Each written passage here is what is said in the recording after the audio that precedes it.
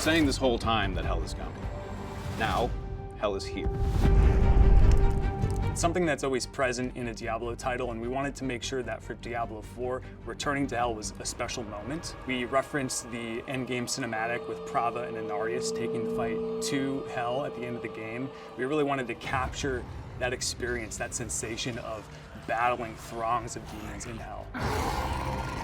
In the Infernal Hordes, they're going to go into this mode, battle waves of demons, and be able to kind of change the shape of the game experience as you play it.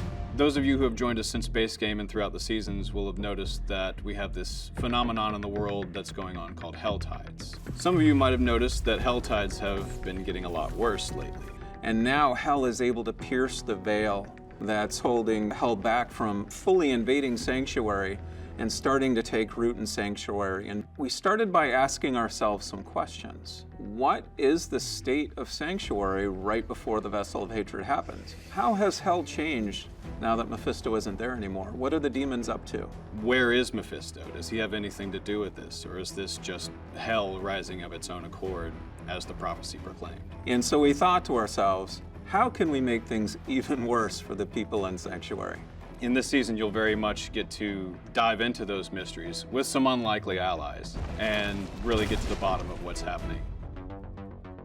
So in this season, we play a lot with the notion of the enemy of my enemy is my friend. How far would you go to save Sanctuary, to save your world? What price would you pay? Would you sacrifice your soul for this? You're gonna meet a guy named Lochran, who at first seems sort of usual, but you're gonna quickly realize that something is off, that something is a little strange with this guy. So Lochran and Estelle are your allies, and they're going to help you return to hell. Both of them are experts in demons, and they're going to use that knowledge to help you return to hell and become more powerful to be able to battle the Infernal Hordes. The Infernal Hordes is a new endgame activity in Diablo 4.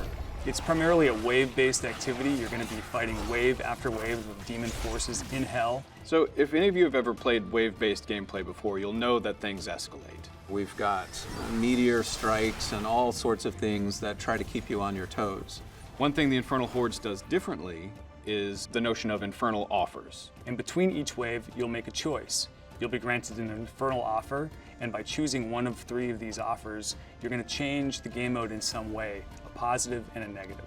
You can imagine from the depths of hell, these hands rise out and offer you both a boon and a bane, a kiss and a curse.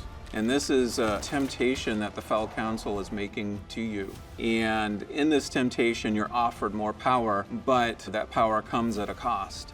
And so you get to choose, which temptations you're going to pursue during your infernal run, and then customize your experience from there. One of the guiding principles of this game mode is replay. It's an in-game mode that we want to make sure you're playing over and over again. So we really wanted to create a broad set of enemies for you to fight during this mode. We've got many demons to choose from in the lexicon of Diablo's monster families, but we're also going to see some other foes you might not expect. There are going to be certain types of enemies like goatmen who have been banished to hell that have now rallied to Mephisto and fight by his side. And even some unlucky souls that marched on hell from the Cathedral of Light have now been revived in hell and fight against you alongside the demons. Basically, everything that hell has to throw at you, we're throwing it at you this season. The Infernal Hordes has been built with multiplayer in mind, but multiplayer is not required. We want to make sure that solo players still have a very fun experience in the Infernal Hordes.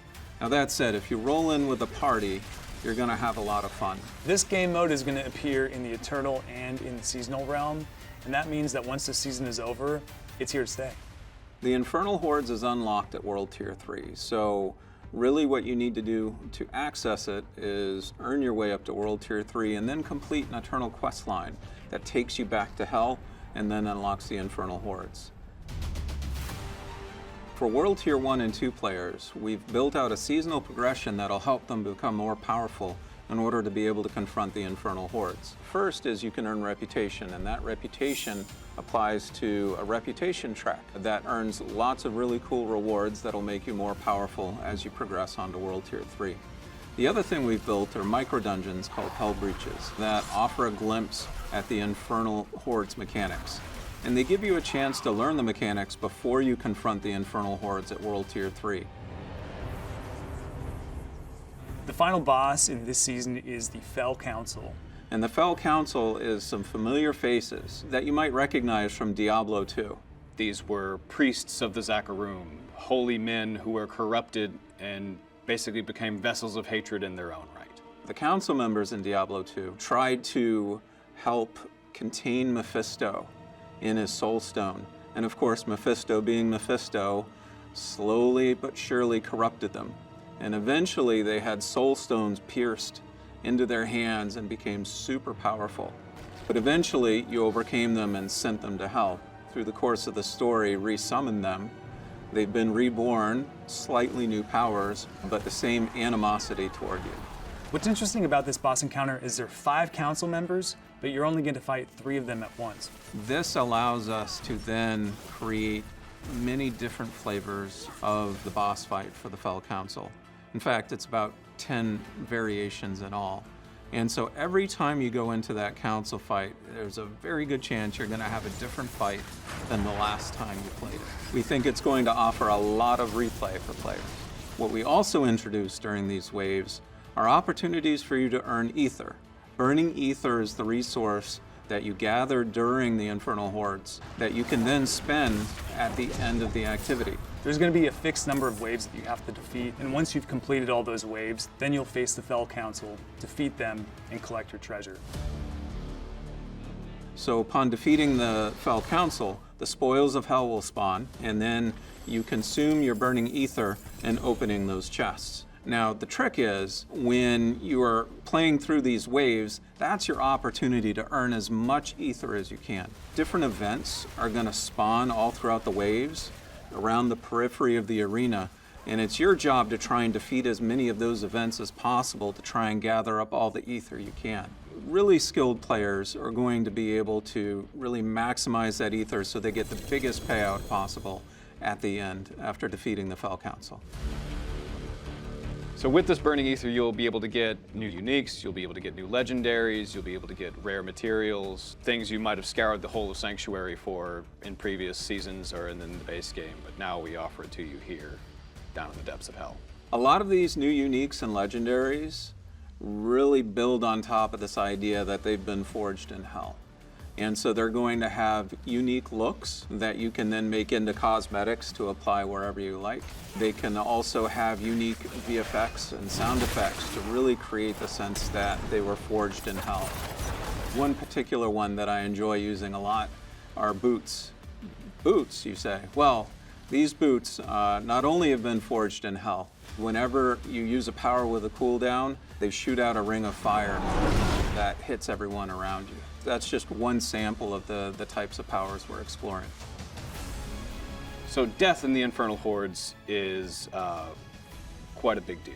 You're returning to the realm of hatred where Mephisto was born. Like, this has to be a big deal. In the Infernal Hordes, it's a lot like Nightmare Dungeons. You only get a fixed number of revives in order to be able to get to the end of your run. So at lower difficulties of the Infernal Hordes, you'll get a number of revives shared between your party, but at higher difficulty levels, the game is going to start taking away those revives, and that increases the stakes that you have. If you die too much, you'll be ejected from the mode. In the Infernal Hordes, we created a lot of new ways for monsters to ambush the players, and so I'm pretty stoked to see how our players respond to these. The seasonal quest line and the eternal quest line, they have lots of little surprises and twists and turns in them. And there's even some surprises we've buried deep within the Infernal Hordes that hopefully players will have a great time with.